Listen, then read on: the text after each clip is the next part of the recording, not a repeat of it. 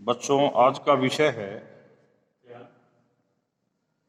कि इस प्रॉब्लम के कितने सॉल्यूशन होंगे। मेन एम ये और वो कौन से होंगे। तो हम स्टार्ट करते हैं first theorem number 1। If P is an odd prime तो x square congruent to 1 mod P has only two solutions, namely x is congruent to plus minus 1 mod of P। वैसे तो ये हमने पहले किया भी हुआ है। देखो यदि मैं ये ले लेता हूं इसका स्क्वायर ऑलवेज 1 आएगा mod of P, it means क्या मीनिंग हुआ इसका मतलब +1 और ±1 are solutions of x square congruent to 1 mod P। ठीक है, सिंस हमें एक बात का पता है P is odd prime, so 1 is not congruent to -1 mod of P. So there are at least two solutions।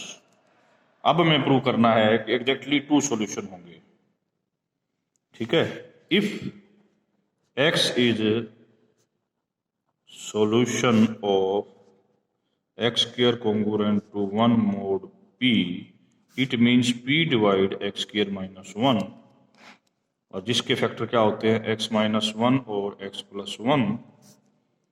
यहां पर P प्राइम है, since P is prime this imply that P या तो इसको डिवाइड करेगा या इसको डिवाइड करेगा।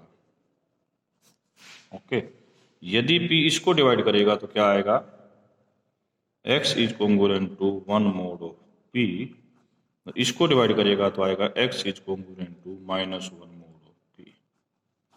तो इस प्रकार केवल 2 ही सॉल्यूशन पॉसिबल हैं। It has exactly 2 solutions. अब हम इस थ्योरम को थोड़ा सा लिफ्ट करते हैं। लिफ्टिंग क्या है, if P is an odd prime and E is greater than 1, तो शो कीजिए कि इसके भी 2 सॉल्यूशन होंगे। It has 2 solution, namely x is congruent to +-1 mod of PE। कैसे करेंगे इसको, इसी तरह जैसे पिछले में किया था कि ये कॉन्ग्रुएंट टू 1 आएगा मोड PE में, तो इसका मतलब 2 सॉल्यूशन तो हो गए। और सिंस P इज ओड तो 1 is not congruent to -1 mod PE, ये भी नहीं हो सकता। इसका मतलब एट लीस्ट 2 सॉल्यूशंस। अब हमारा क्वेश्चन आता है कि एग्जैक्टली 2 सॉल्यूशंस। अब हम यहाँ पर एक केयरफुल बात करना चाहते हैं कि कई बच्चे इसमें गलती करते हैं, उस गलती को मैं बताना चाह रहा हूं। यदि E ग्रेटर देन 1 है और हम यही कहीं लिखें PE divides AB, it doesn't implies that कि PE डिवाइड्स A और PE डिवाइड्स B, कभी ये मत लिख लेना। ठीक है, अब हम इसका एग्जांपल भी देना चाहते हैं। जैसे 3 स्क्वायर 6.6 यानी 36 को डिवाइड करता है, बट 3 स्क्वायर डजंट डिवाइड 6। तो ये चीज यदि जहां पर हमारे को ना इस क्वेश्चन में ये चीज दी हुई है, यहां से हम डायरेक्ट ये नहीं लिख सकते। करेक्ट, यदि हम ये डायरेक्ट लिखते हैं तो हमारा सवाल गलत है। तो ये हमने केयरफुलनेस बात की। अब इसका मतलब यदि हमने यहां से ये लिखना है तो इसका हमें रीजन प्रोवाइड करना पड़ेगा। तो मैं क्लेम करते हैं only one of the x plus one and x minus one is divisible by p। इन दोनों में से कोई एक p से डिवाइड होगा, दोनों नहीं होंगे। यदि मैं कहता हूं नहीं नहीं दोनों होते हैं, तो इन दोनों का डिफरेंस भी 2p से डिवाइड होगा, यानी कि 2 भी p से डिवाइड होगा। p ओड प्राइम है, कोई भी ओड प्राइम 2 को डिवाइड नहीं कर सकता, इट इज नॉट पॉसिबल। तो क्या बात प्रूव हो गई कि आइदर दिस और दिस बोथ आर नॉट, इनमें से कोई एक p से डिवाइड होगा, दोनों नहीं होंगे। ओके, बात क्लियर हो गई? Okay, since one of x plus one and x minus one is must be divisible by, must not be divisible by p। ये गारंटी है कि इनमें से एक p से डिवाइड नहीं होगा। इसका मतलब ये है यदि x square minus one P से डिवाइड होता है, फिर बात सुनो, मैं कह रहा हूं x square minus one P से डिवाइड होता है, यदि ये पी से डिवाइड नहीं होता तो ये होगा, और ये डिवाइड नहीं होता तो ये होगा, then the other one must be divisible by PE. ये क्यों लिख रहा हूं मैं, बड़े ध्यान सुनो। मैंने कह दिया ये पी से डिवाइड नहीं होता, तो इसका मतलब ये पी की पावर ई से भी डिवाइड नहीं होगा। पी से यानी पी इसका किसी से डिवाइड नहीं होगा, तो इसका मतलब ये किससे डिवाइड होगा, पी की पावर ई से डिवाइड होगा। तो यहां पर क्या बात आई, यदि ये चीज पी की पावर ई से डिवाइड होती है तो हमारा रिजल्ट आ जाएगा x is congruent to minus one mod of P raise to the power E. और यदि ये चीज पी से डिवाइड होती है तो हमारा आंसर आएगा one mod of P raise to the power E. तो टोटल मिला के केवल दो सॉल्यूशन आए, plus minus one mod of P E. तो पहली थ्योरम और दूसरी थ्योरम का मतलब ई चाहे वन हो चाहे बड़ा हो, यही सॉल्यूशन बनेगा। ठीक है, फोर ओड प्राइम। ठीक है, अब हम इवन प्राइम की बात करते हैं। थ्योरम नंबर 3, इवन प्राइम में हम सबसे पहले पी को 2 ले लेते हैं। इसके कितने सॉल्यूशन होंगे हम चेक करेंगे। 0 इसका सॉल्यूशन नहीं है और 1 इसका सॉल्यूशन है, it has only one solution. Theorem number 4, इसके कितने सॉल्यूशन पॉसिबल हैं? 0 पॉसिबल नहीं है, 1 पॉसिबल है, क्योंकि 1 का स्क्वायर क्या होता है 1, 0 का स्क्वायर 0, 1 नहीं आएगा। 2 पॉसिबल नहीं है क्योंकि 2 का स्क्वायर क्या होगा यहाँ पर 0। 3 पॉसिबल है क्योंकि 3 का स्क्वायर होगा 1। तो मोड ऑफ 4 में only 2 solution are possible, 1 and 3। 3 को हम -1 भी लिख सकते हैं मोड 4 में। तो it has 2 solution plus -1 mod of 4। Correct. अब अगली थ्योरम का जिक्र करते हैं, थ्योरम नंबर 5। क्वेश्चन ये है कि इसके कितने सॉल्यूशन होंगे when e is greater than equal to 3। तो हमारा क्वेश्चन ये है कि आंसर ये कि इसके 4 सॉल्यूशन होंगे, हमें प्रूव करना है ये वाले मोड ऑफ 2e या ये होंगे। अब कैसे होंगे ये हम अभी प्रूव करते हैं। यदि e की वैल्यू को आप 3 ले लेते हो तो इसके कितने सॉल्यूशन बनेंगे? चेक करोगे, 0 नहीं बनेगा, 1 बनेगा, 2 नहीं बनेगा, 3 बनेगा, 4 नहीं बनेगा, 5 बनेगा, 6 नहीं बनेगा और 7 बनेगा। तो 1 3 5 7 कितने बन गए? 4 बन गए। ठीक है, अब एक बात, दूसरी बात है यहां पर e की वैल्यू 3 है। हम इसको ऐसे भी लिख सकते हैं 1 का 1 3, इसको आप 5 -5 और -1 लिख सकते हो। इसको 1, इसको 5, ये -5 और ये -1, तो we can write like that also. ये हमारी चॉइस है। ये चॉइस इसलिए लिखी है क्योंकि यदि मैं यहाँ पर e की वैल्यू 3 लेता हूँ तो ये तो आ गए दोनों। यदि e की वैल्यू 3 लेता हूँ तो +-5 यहाँ से आएगा। तो इसको मिलाने के लिए मैंने ये कहा कि ऐसे बना के दिखाया। अब हम आगे मोर एक्सप्लेनेशन पर चलते हैं इसकी। ठीक है, यहां पर इसका मतलब इसके 4 सॉल्यूशन पॉसिबल हैं। ओके, सिमिलरली यदि आप ये लेते हो तो आपके पास ये 4 सॉल्यूशन आएंगे। तो इसका मतलब क्या हुआ, n = 3 और n = 4 के लिए ट्रू है।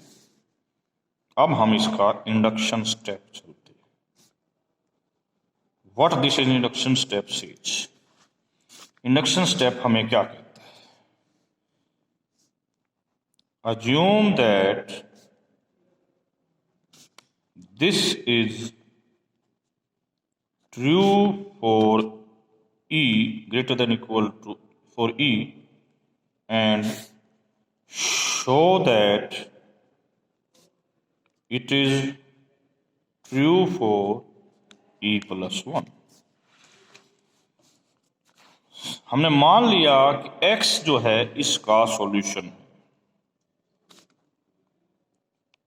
वी अज्यूम दैट कि x इसका सॉल्यूशन है, तो 2e+1 इसको डिवाइड करेगा, बट और 2e इसको डिवाइड करता है, तो दोनों मिलकर ये कह देंगे 2e इसको डिवाइड करेगा। और इंडक्शन थ्योरम से इसके सॉल्यूशन क्या है, इट्स सॉल्यूशंस आर दिस।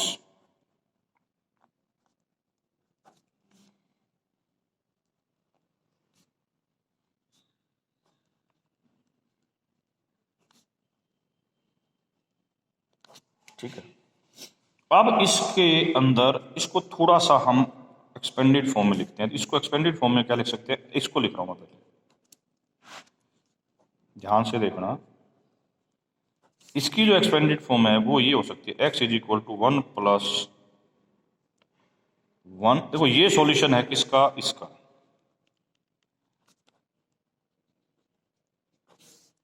तो इसको मैं ये भी कह सकता हूं, ये और ये दोनों सॉल्यूशन होंगे इसके। ये मैंने क्यों x को एक्सपेंड किया है, क्योंकि हम जो है यहां तक जाना चाहते हैं।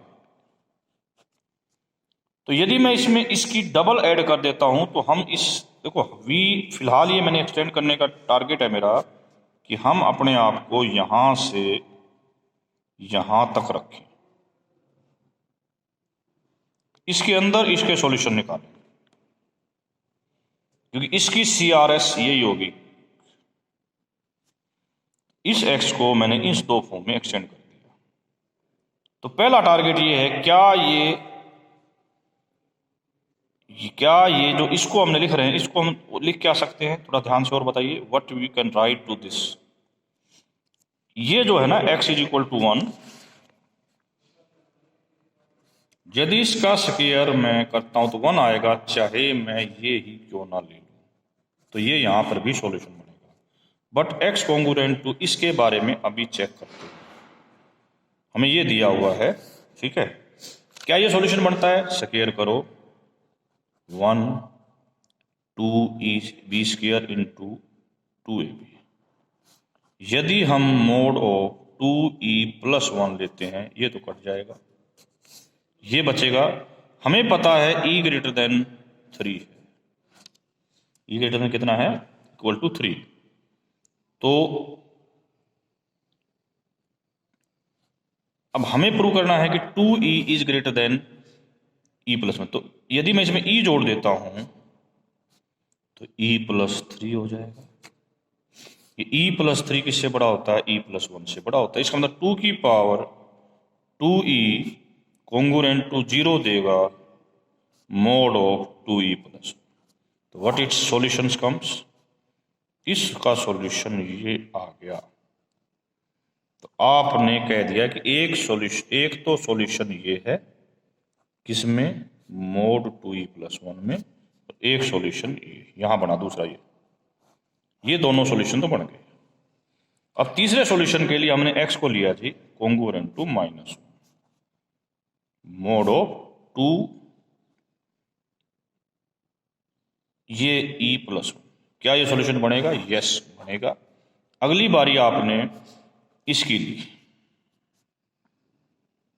अब आप कहोगे सर यहां पर तो आपने ऐड कर दिया था और यहां पर सब्ट्रैक्ट कर दिया। मैं बताता हूं आपको, यहां पर रेंज आप कहां से कहां पर तक बना रहे थे, CRS 1 से यहां तक। अब यहां जो हम CRS बना रहे हैं वो यहां से यहां तक बना रहे हैं, ठीक है। तो ऐड करेंगे तो इधर चला जाएगा, हमने इसलिए पीछे लिया, और घटाओगे तो बाहर आ जाएगा। इसको भी सिमिलरली जैसे ये चेक किया है तो सिमिलरली ये भी सेटिस्फाई कर जाएगा, तो ये भी सॉल्यूशन हो जाएगा। 4 तो सॉल्यूशन आ गए।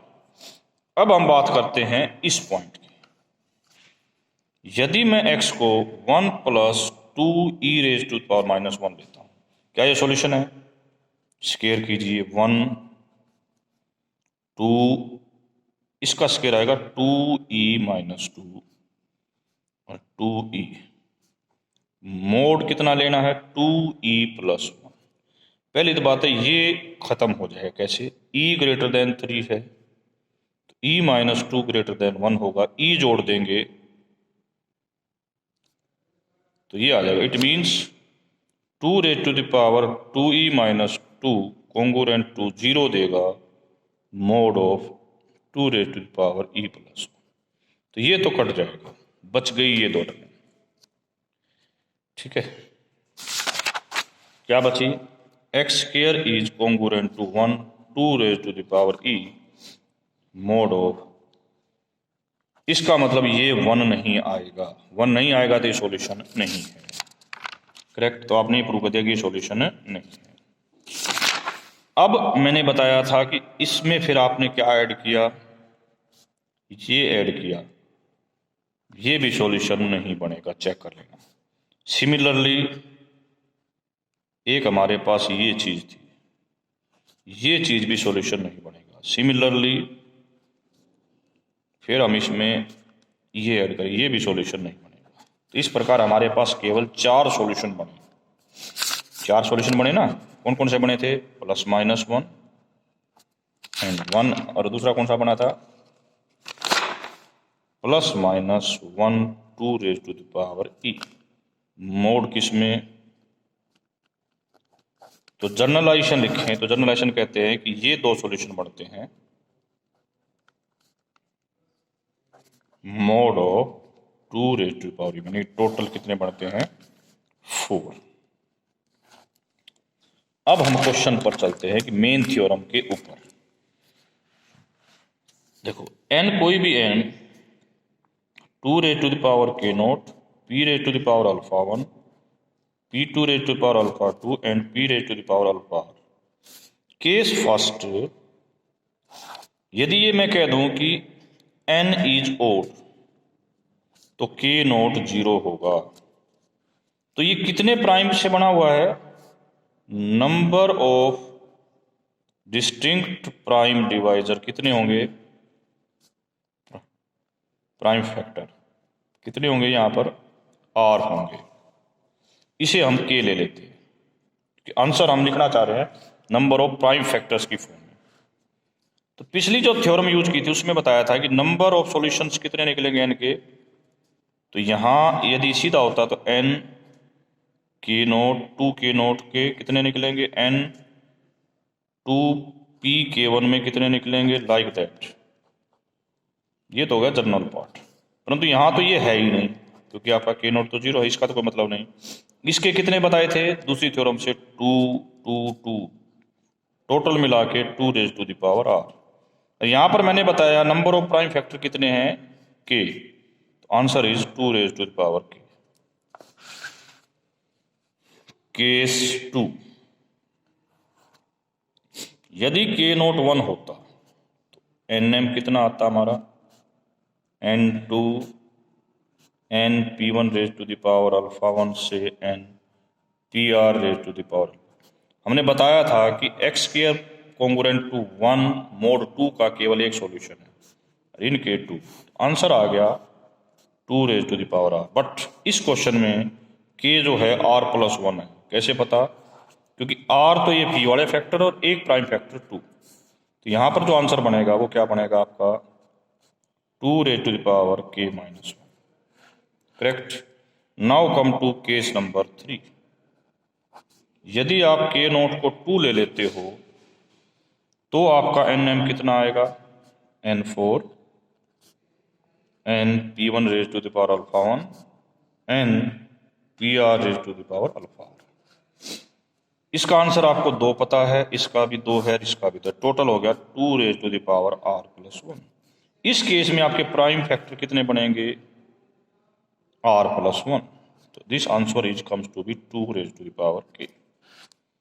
Last part case 4। केस 4 कैसे करेंगे? If n is greater than 3, k0 is greater than 3, तो nn क्या आएगा? n 2 raise to the power k0 n p1 n pr। इसका आंसर आएगा जी आपके 4 2 2। तो टोटल आंसर आ गया 2 raise to the power r+2। और यहाँ पर जो है नंबर ऑफ प्राइम फैक्टर कितने हैं? r+1। तो आंसर आ गया 2 raise to the power k+1। अब इसको हम जर्नलाइज लिखना चाहें तो जर्नलाइज हम ऐसे लिखेंगे, answer 2 raise to the power k आएगा if n is odd. Answer ये आएगा इफ n को 4 से डिवाइड करने पर रिमाइंडर 2 आए। यानी कि इस केस की बात हो रही है आपकी, इस केस की। इस केस में ये केस क्या है? ये केस कहता है कि 8 से डिवाइड करने पर रिमाइंडर 4 आए, तो answer 2 raise to the power k आया। 2 raise to the power k+1 आया इफ 8 से डिवाइड करने पर आंसर 0 आया।